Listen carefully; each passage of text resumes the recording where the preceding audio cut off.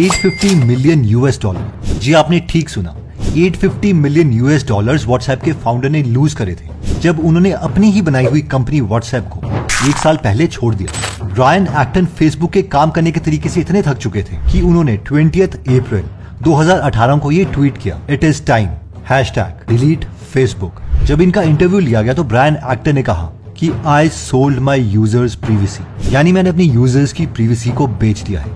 और ये कोई पहली बार नहीं है जब फेसबुक AKA मेटा के फाउंडर मार्क जकरबर्ग ने अपनी यूजर्स की प्रीवेसी को यूजलेस समझा हो। जब मार्क 19 साल के थे और फेसबुक ऑलमोस्ट अपने स्टार्टिंग स्टेज में था और अभी फेसबुक में सिर्फ 4000 लोग थे, उस वक्त मार्क जकरबर्ग ने अपने फ्रेंड से कहा था कि मेरे पास हार्वर्ड के 4000 स्टूडेंट्स की ईमेल्स हैं, उनकी पिक्चर्स हैं, एड्रेस हैं, SNS है, तुझे इनमें से कुछ भी चाहिए होगा तो तू मुझे बता सकता है। जब इनके फ्रेंड ने इनसे पूछा कि ये सब तेरे पास कैसे आया, तो उन्होंने कहा पता नहीं, ये सब उन्होंने खुद ही मुझे सबमिट किया है, ये सब मुझ पर बहुत विश्वास करते हैं, dump. Another major setback for Facebook, the social media giant already under fire for not protecting users' private information. Founder and CEO Mark Zuckerberg broke his silence over the matter. Zuckerberg asked for forgiveness. And that was a big mistake. And it was my mistake. And I'm sorry. Okay, तो वैसे mark Zuckerberg के ऊपर काफी allegations हैं कि उन्होंने users के data का मिसयूज किया है, लेकिन इस रिपोर्ट में हम ये व्हाट्सएप के पॉइंट ऑफ व्यू से देखेंगे, जिसे कहा जाता है कि एक फ्री प्लेटफॉर्म है, इसमें सारे messages end to end encrypted है। इसके बारे में ये भी कहा जाता है कि हमारे व्हाट्सएप मैसेजेस इवन फेसबुक भी नहीं देख सकता। तो आइए देखते हैं इस रिसर्च को। 4 अगस्त को ब्रायन एक्टन ने फेसबुक में जॉब के लिए अप्लाई किया था, लेकिन उन्हें सिलेक्ट नहीं किया गया और उन्होंने इसी ट्वीट में लिखा कि वो अपनी लाइफ के नेक्स्ट एडवेंचर के बारे में सोच रहे हैं। और लकीली उनको और उनके फ्रेंड यान कूम को एक मोबाइल एप्लीकेशन का आइडिया आया और इस एप्लीकेशन का नाम उन्होंने दिया व्हाट्सएप। शुरू में तो व्हाट्सएप सिर्फ इसलिए बनाया गया था कि लोग अपना स्टेटस अपडेट कर सके, लेकिन फिर कुछ टाइम के बाद जब इसमें मैसेजिंग का ऑप्शन डाला गया तो ये एप्लीकेशन बहुत जल्दी फेमस होने लग गई, क्योंकि उस टाइम फोन में मैसेजिंग करने के लिए पैसे लगते थे, लेकिन WhatsApp completely free messages provide करता था। अब ऑब्वियसली अगर किसी सर्विस को फ्री रखना है तो किसी ना किसी को तो पैसे देने ही पड़ेंगे, वरना सर्वर्स की फीस, ऑफिस रेंट, इंजीनियर्स की सैलरी, ये सब कहां से आएगा। शुरू में व्हाट्सएप ने एंजल इन्वेस्टर से सीड फंडिंग ली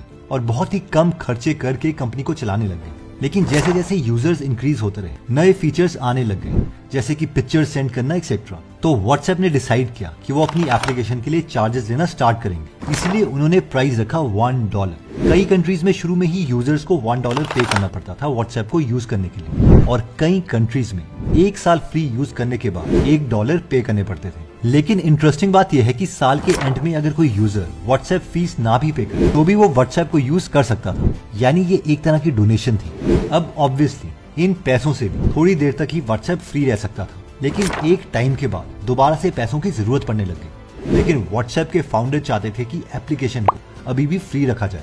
इन्वेस्टर से तो वो पैसे नहीं लेना चाहते थे, क्योंकि उनको डर लग रहा था कि अगर इन्वेस्टर्स आए तो वो उन्हें मोनेटाइजेशन ऑन करने के लिए कहेंगे, जिसका मतलब था कि या तो यूजर से पैसे मांगो या फिर व्हाट्सएप में एड्स डालो, क्योंकि व्हाट्सएप के पास बहुत यूजर्स थे जो बहुत तेजी से ग्रो भी कर रहे थे। तो फिर सिक्वोया जैसी फर्म्स ने फाइनली व्हाट्सएप में पैसे इन्वेस्ट कर दिए, ये कहकर कि वो व्हाट्सएप को कभी भी फोर्स नहीं करेंगे मोनेटाइजेशन ऑन करने के लिए। और ये सिलसिला कुछ टाइम तक फिर चलता रहा। फिर 2014 में एक बड़ी खबर, इस न्यूज ने तो मानो सबको हिला के रख दिया। फेसबुक ने व्हाट्सएप को $19 बिलियन में खरीद लिया। लोगों को समझ नहीं आ रहा था कि एक लॉस मेकिंग कंपनी के लिए फेसबुक इतने पैसे कैसे दे सकता है।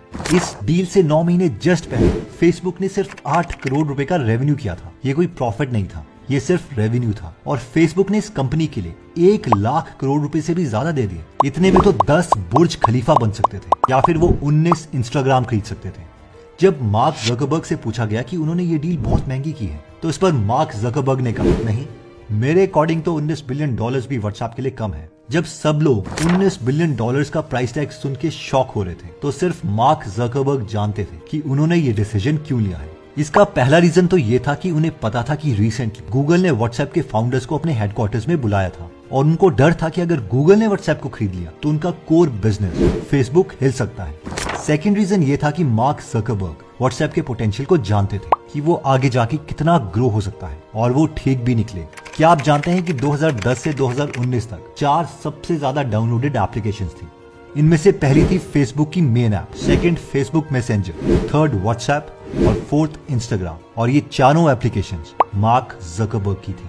अब इस एक्यूजेशन के 2 साल के बाद यानी 2016 में ये न्यूज आई कि ये जो $1 की फीस जो व्हाट्सएप चार्ज कर रहा है उसे हटा दिया गया है। सब खुश हो गए कि मार्क ज़करबर्ग कितने अच्छे हैं, वो यूजर्स को फ्री सर्विस देना चाहते हैं, एक्चुअल में लोगों की प्राइवेसी का ख्याल रखते हैं। लेकिन फिर दोबारा से खबर आई कि ब्रायन एक्टन जो कि व्हाट्सएप के फाउंडर थे, उन्होंने अपनी ही कंपनी से रिजाइन कर दिया, जिसके लिए उन्हें $850 मिलियन का नुकसान हुआ, जो उन्हें मिल जाते अगर वो 1 और साल कंपनी में रहते। और इसीलिए उन्होंने ये ट्वीट भी किया #delete Facebook। कंपनी में कुछ तो बड़ी गड़बड़ चल रही थी कि व्हाट्सएप के फाउंडर ने ना तो सिर्फ अपनी कंपनी से रिजाइन किया, बल्कि उन्होंने खुद के $50 मिलियन लगा के एक नई एप्लीकेशन स्टार्ट की जिसका नाम था सिग्नल, जो व्हाट्सएप की तरह ही थी, जिसका एक ही मकसद था कि यूजर का डेटा कभी भी गलत इस्तेमाल ना किया जाए। लेकिन अभी भी सिग्नल उतना फेमस नहीं हुआ है जितना कि व्हाट्सएप, और ये नेटवर्क इफेक्ट्स की वजह से है। यानी एक बार अगर आपके सारे फ्रेंड्स व्हाट्सएप यूज कर रहे हैं तो आप अकेले सिग्नल यूज करके क्या करोगे, क्योंकि सिग्नल से आप व्हाट्सएप में मैसेजेस तो कर नहीं पाओ एंड वाइस वर्सा। डील होने के बाद मार्क को ये तो पता था कि उन्हें व्हाट्सएप से किसी ना किसी तरीके से पैसे तो अर्न करने ही पड़ेंगे। सबसे पहले तो उन्होंने व्हाट्सएप बिजनेस स्टार्ट किया कि कोई भी बिजनेसमैन व्हाट्सएप पर अपना बिजनेस स्टार्ट कर सकता है। ऑब्वियसली ये एक जेन्युइन मेथड है कि अगर छोटे बिजनेसेस को व्हाट्सएप अपनी सर्विसेज दे रहा है तो उनसे कुछ तो चार्ज करेगा ही। लेकिन इसके पीछे एक बड़ा रीजन ये भी था कि अब यूजर्स जब अपनी ऐप अपडेट करेंगे उन्हें दोबारा से व्हाट्सएप की प्राइवेसी पॉलिसी को अपडेट करना पड़ेगा। उस नई प्राइवेसी पॉलिसी में छोटे छोटे शब्दों में लिखा था कि अब फेसबुक के पास व्हाट्सएप यूजर्स का ज्यादा डेटा होगा। शुरू में यूजर्स को फरवरी 8 तक का टाइम दिया गया इसे एक्सेप्ट करने के लिए, लेकिन जब कंप्लेंट्स आना स्टार्ट हो गई तो इस डेट को पोस्टपोन करके 15 मई कर दिया गया। फिर काफी सारे डेटा ब्रीचेस की खबर आने लग गई, जैसे कि फेडरल ट्रेड कमीशन ने भी फेसबुक के ऊपर $5 बिलियन का फाइन इम्पोज कर दिया। 540 फेसबुक मिलियन यूजर्स का डेटा रिसर्चर्स को पब्लिक सर्वर्स में मिला। 2021 में एप्पल ने अपनी पॉलिसी अपडेट करी, जिसके अकॉर्डिंग एप्लीकेशंस को ये बताना मैंडेटरी था कि वो उनका कौन सा डेटा शेयर करेंगे। व्हाट्सएप के लिए ये चीजें थी हमारा phone number, contact list, profile picture, mobile brand, location, status etcetera. Facebook का मेन गोल ये था कि वो अपनी तीनों ऐप का डेटा इंटीग्रेशन कर सके, यानी वो पहचान पाए कि सेम ही user WhatsApp, Facebook, Instagram, messengers use कर रहा है। जिससे होगा ये कि उन्हें हमारे बारे में ऑलमोस्ट सब कुछ ही पता होगा,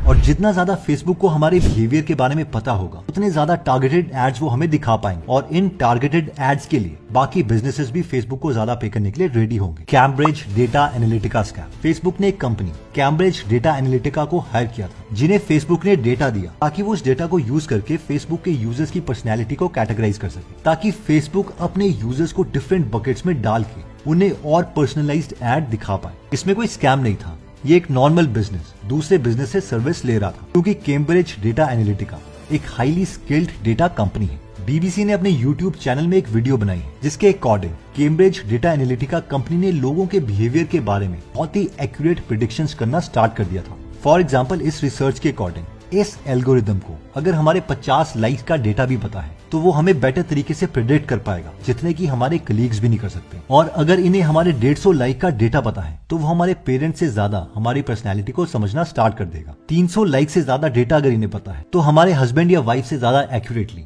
ये हमारी पर्सनैलिटी को समझ पाएगा। अब हुआ ये था कि कैम्ब्रिज एनालिटिका डोनाल्ड ट्रंप ने हायर की थी अपने प्रेसिडेंशियल इलेक्शंस लड़ने से पहले, और ऐसी एलिगेशंस हैं कि कैम्ब्रिज डेटा एनालिटिका ने फेसबुक के साथ काम करने के बाद फेसबुक का डेटा डिलीट नहीं किया। कई लोग ये भी कॉन्स्पिरेसी थ्योरी देते हैं कि मार्क ज़करबर्ग ने ही जानबूझ के इस कंपनी को हायर किया और बाद में इन्हें हटा दिया ताकि डोनाल्ड ट्रंप फेसबुक का डेटा यूज कर पाए।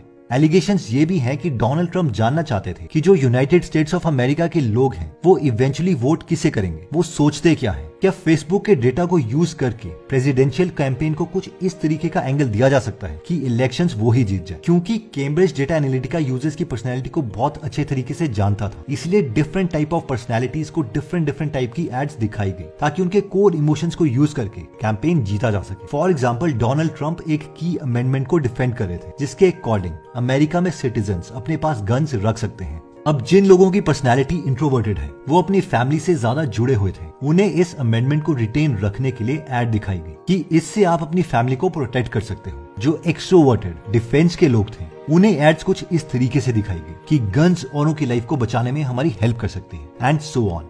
जब कैम्ब्रिज डेटा एनालिटिका से इन एलिगेशंस के बारे में पूछा गया तो उन्होंने इसके लिए साफ मना कर दिया कि हमने फेसबुक का कोई डेटा ब्रीच नहीं किया है। जब मार्क ज़करबर्ग से पूछा गया कि तुम इसमें क्या कहना चाहते हो, तो उन्होंने कहा कि हमें तो कैम्ब्रिज डेटा एनालिटिका ने कहा था कि उन्होंने हमारे साथ काम करने के बाद डेटा डिलीट कर दिया है, तो हमने उन पर विश्वास कर लिया था, लेकिन ये हमारी गलती है। I am sorry. वैसे आपको क्या लगता है कि क्या ये डेटा लीक्स या प्राइवेसी को बहुत सीरियस लेना चाहिए? और आप भी सोचते हैं कि अगर हम फ्री सर्विसेज यूज कर रहे हैं जैसे कि इंस्टाग्राम, व्हाट्सएप एक्सेट्रा, तो कंपनी इतना डेटा तो ले ही सकती है कि वो उस डेटा को यूज करके कुछ पैसे खुद भी बनाए। और हाँ, अगर आप अपने फ्री टाइम में 1200 से ज्यादा highly packed knowledgeable book summary सुनना या पढ़ना चाहते हैं तो आप गीगल एप्लीकेशन डाउनलोड कर सकते हैं, जिसमें हिंदी और इंग्लिश दोनों में बुक समरीज अवेलेबल है। तो अगर आप नॉलेज में इंटरेस्टेड हैं तो इसका लिंक हम डिस्क्रिप्शन और फर्स्ट कमेंट में दे देंगे। अगर आप हमारी वीडियोस मिस नहीं करना चाहते तो हमारा पेज लाइक करने के बाद 3 डॉट्स के बटन को प्रेस करके फॉलो के बटन को सिलेक्ट कीजिए और फाइनली सी फर्स्ट के ऑप्शन को सिलेक्ट कर लीजिए। इससे आपको हमारी हर पोस्ट मिलती रहेगी। जय हिंद।